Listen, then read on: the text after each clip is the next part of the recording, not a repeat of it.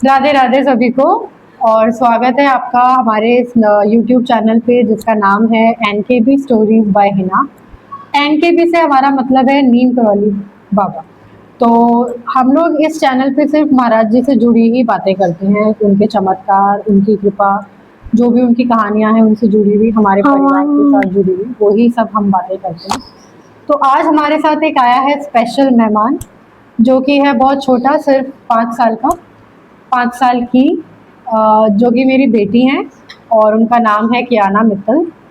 तो चमत्कार की कहानी कुछ ऐसी है कि हम लोगों को महाराज जी ने एक नया जीवन दिया, और वो कैसे हुआ वो मैं और मेरी बेटी दोनों आज बात करेंगे।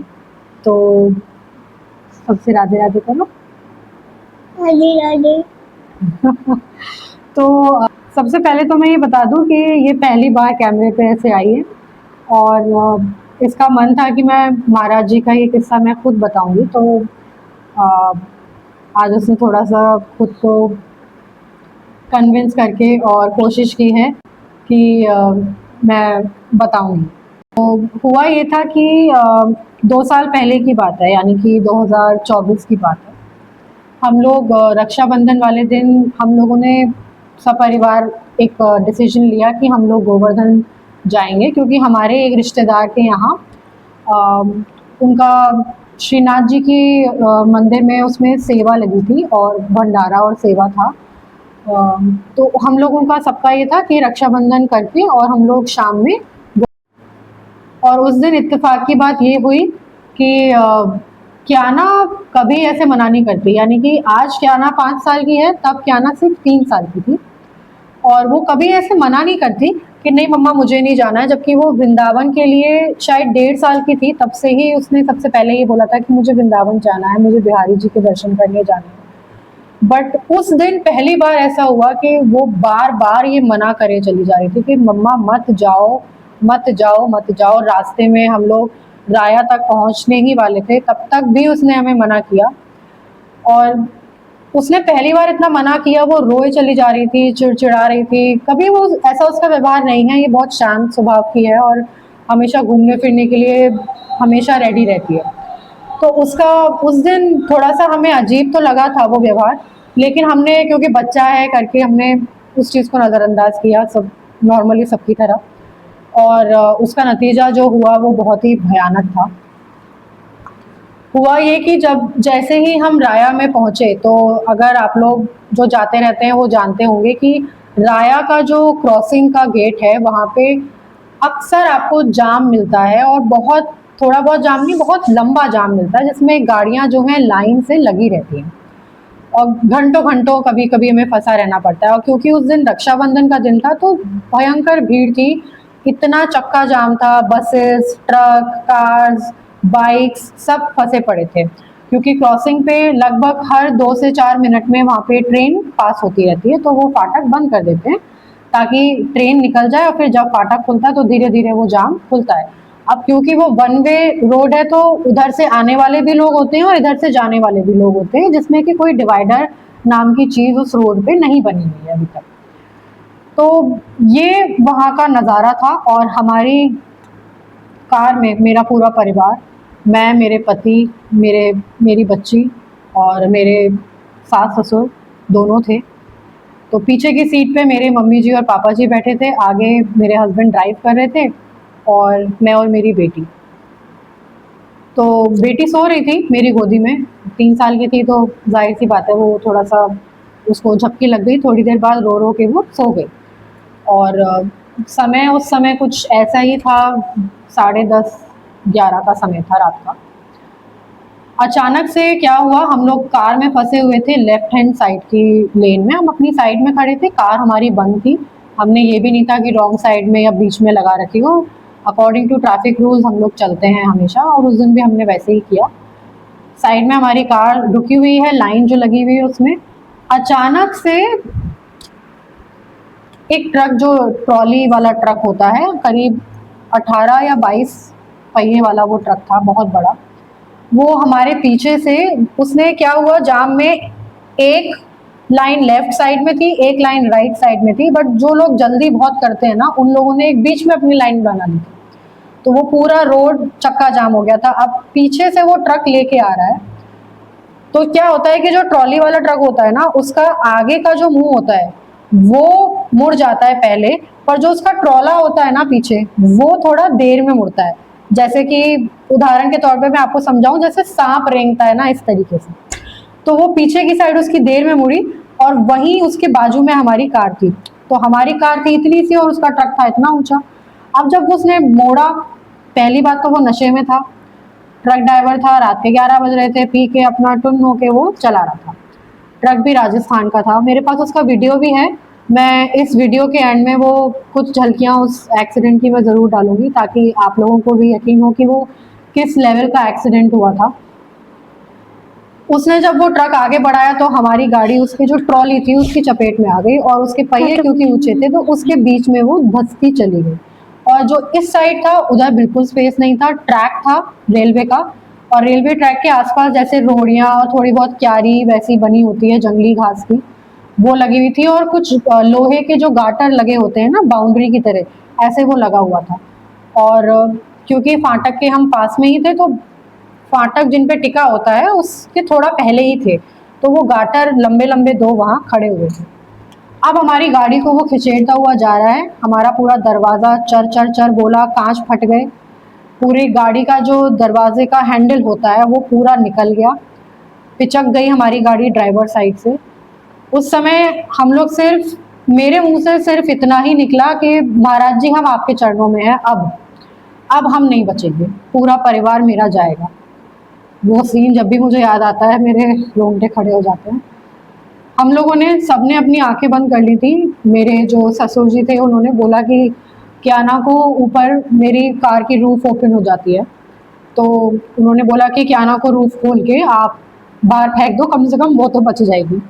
तो मैंने बोला नहीं, मैं मरने के बाद उसको उसको कौन देखेगा, वो कोई उठा के ले जाएगा, नहीं जाएंगे तो साथ ही जाएंगे, अब देखा जाएगा, बाबा आपके चरणों में। कुछ नहीं, उसके बाद हम लोगों ने अपनी आंखें बंद कर ली, हमें नहीं पता क्या हुआ।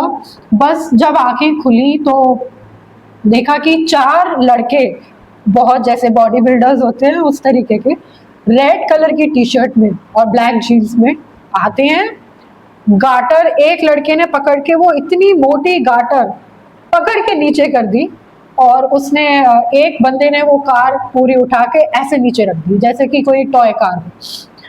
बस ये सीन मैंने ज़रूर देखा था। उसके बाद हमने वही अपनी पुलिस की पहल करी, और उस ट्रक ड्राइवर का मैंने वीडियो बनाया कि वहाँ पे लोगों को, क्योंकि ये कलयुग है, आज के टाइम में इंसानियत लोगों की मर चुकी है, और हुआ ये था कि वहाँ पे लोग इस बात पे लड़ रहे थे कि तुम्हारी गाड़ी यहाँ बीच में रुकी हुई है और जल्दी हटाओ इसको, हो गया एक्सीडेंट, अब खत्म करो और साइड में करो अपनी कार, क्योंकि पूरा जाम लगा हुआ है तुम्हारी वजह से, कार और बसेस सब अटके पड़े हैं।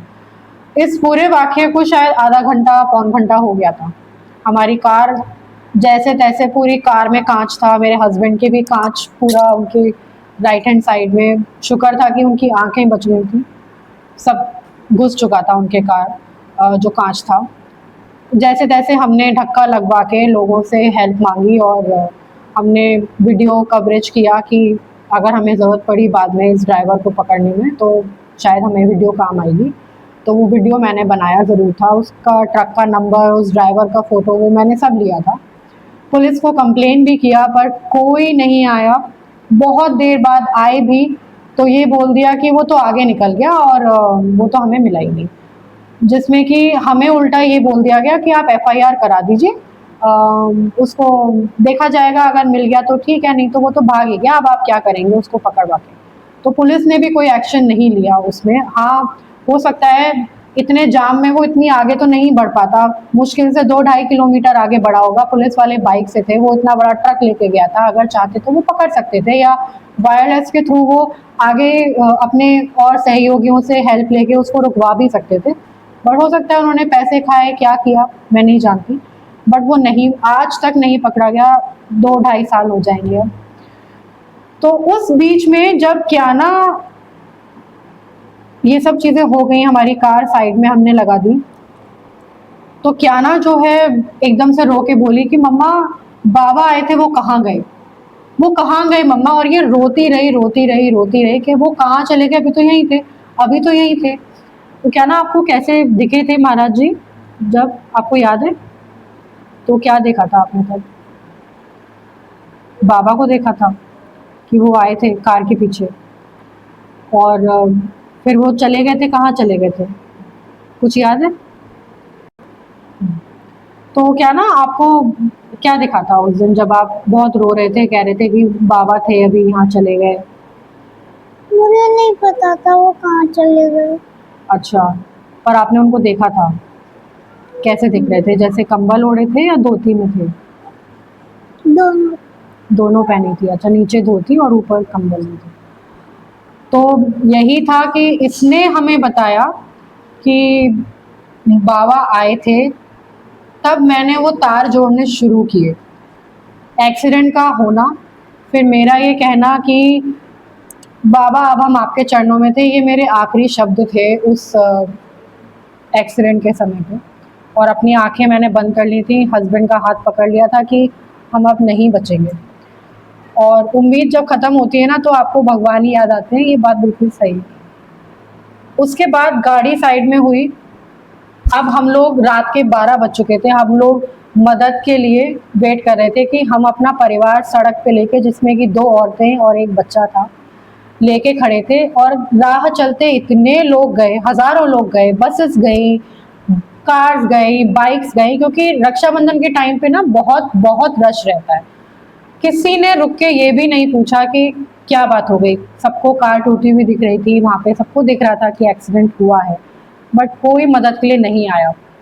ठीक है, नहीं आया तो कहते हैं ना, जिसका कोई नहीं होता उसका भगवान होता है।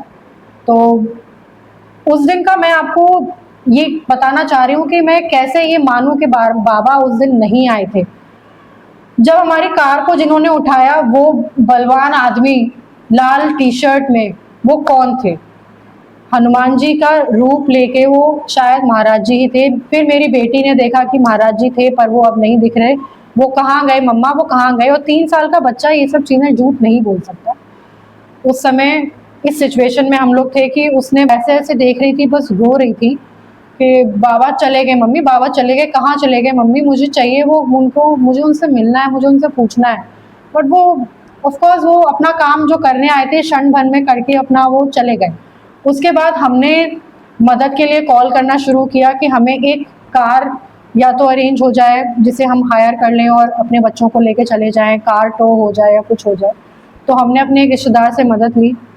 उन्होंने हमें नंबर तो दिया एक ड्राइवर का, और आप यकीन नहीं करेंगे कि वो नंबर जिसका हमें मिला, वो बंदा जिसने हमारी मदद की उस रात को, वो हमारा कोई रिश्तेदार नहीं लगता, ना उसे हम जानते थे। पता नहीं कहाँ से, पता नहीं कहाँ से वो अपनी इनोवा लेके हमारे पास आया। उसको 1-1.5 घंटा ज़रूर लगा था, क्योंकि अलीगढ़ से हम लोग गोवर्धन के लिए जा रहे थे, जो कि कुछ 50 किलोमीटर का रास्ता है, और राया बीच में ही पड़ जाता है। तो ऑफ कोर्स उसको 1-1.5 घंटा रात में लगा था। उसका नाम पवन था। अगेन वो हनुमान जी की तरह पवन रूपी आया, हम सबको बिठाया, और उसने हमें घर छोड़ा सही सलामत। और उसने 1 रुपया हमसे नहीं लिया कि नहीं, आपका परिवार मेरा परिवार है और मैंने आपकी मदद हो गई, मेरे लिए सब कुछ है, मुझे आपसे कोई पैसा नहीं चाहिए। मेरे ससुर जी ने बहुत कहा कि नहीं, आप रात में आए हो अपने चाय पानी के लिए, पेट्रोल के लिए, अपना खर्चा आप लेके जाओ। उसको कुछ हम 2,500 दे रहे थे, क्योंकि यूजुअली उससे ज़्यादा ही हमने दिया था जितना उसका भाड़ा लगता है वृंदावन तक का।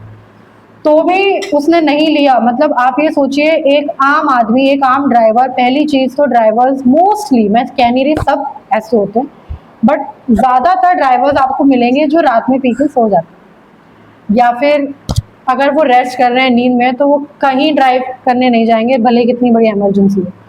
वो आया और उसने ऐसी इमरजेंसी में, जहाँ की मैं आपको लगातार ये बता रही हूँ कि हमें किसी ने हेल्प के लिए पूछा ही नहीं। सड़क पे हम खड़े थे, लोग लड़ रहे थे हमसे उल्टा कि आप अपनी कार हटाओ, आपकी वजह से सब रुके पड़े हैं, और ये है। किसी ने हमें सिंपैथी भी नहीं दी कि अरे आपके लग गई, आपका परिवार ठीक है, बच्चे ठीक है, आप इधर आ जाओ साइड में, हम आपकी कार में धक्का लगवा दें या बच्चा देख, कुछ नहीं, कोई मतलब नहीं, कहाँ लगी क्या हुआ, कोई मतलब नहीं। वहां पे एक बंदा ऐसा आया जिसका नाम पवन था, साक्षात पवन पुत्र की तरह ही वो आया हमारे जीवन में, और उसने हमें घर तक छोड़ा, गेट तक छोड़ा, और 1 रुपया हमसे नहीं लिया।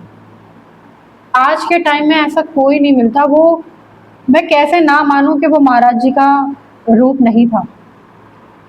और आज वो दिन था और आज का दिन है कि हम लोग मतलब बार बार उस इंसिडेंट को याद करते हैं, और हम उसके बाद गए भी थे महाराज जी के पास वृंदावन आश्रम में, उनको शुक्रिया करने के लिए, उनको धन्यवाद देने के लिए कि उनकी वजह से हमारा पूरा परिवार बचा। तो ये था एक और चमत्कार जिसमें मेरी बेटी ने हमें ये बताया कि एक 3 साल की बच्ची ने हमें ये बताया कि बाबा आए थे मम्मी, और अभी हमें बचा के वो फौरन चले गए। और अब वो जब नहीं दिख रहे थे उसको, जब तक वो उसको दिख रहे थे वो शांत थी, जब उसको नहीं दिखे तब उसने रोना शुरू किया कि वो आए थे, वो कहाँ चले गए, मुझे उनको देखना है, मुझे उनसे मिलना है। तो आज भी महाराज जी तीनों लोकों में इस तरह अपने भक्तों का सैकड़ों सैकड़ों भक्तों पे कृपा कर रहे हैं। एक समय पे जाने कितनी जगह दर्शन दे रहे हैं, देश विदेश कहीं भी एक समय पे वो लोगों के संग इतने चमत्कार कर रहे हैं। तो वो कोई मामूली संत नहीं है, वो साक्षात हनुमान अवतार हैं जो सदा राम राम ही भजते हैं। तो अगर आपको हमारी ये कहानी और हमारा ये चमत्कार बारात जी का जो हुआ, अगर आपको अच्छा लगा तो इस पे लाइक करें, शेयर करें, ज़्यादा से ज़्यादा शेयर करें, ज़्यादा से ज़्यादा शेयर करें। महाराज जी की लीलाओं को और लोगों तक पहुंचाएं, उनका प्रचार करें, क्योंकि हमारे हिंदू धर्म में बुरी चीज़ों का प्रचार बहुत जल्दी हम लोग कर देते हैं, 1 सेकंड नहीं लगाते शेयर करने में। लेकिन जहाँ बात होती है कुछ अच्छा शेयर करने की, कुछ अच्छी चीज़ों को बांटने की, ज्ञान बांटने की, चर्चा बांटने की, कुछ सत्संग बांटने की भगवान का, तो हम लोग बहुत सोचते हैं। तो वो सोचिएगा मत, फ़ौरन शेयर करिए, लाइक करिए, और चैनल पे अगर आप नए हैं तो सब्सक्राइब कीजिए। राम राम।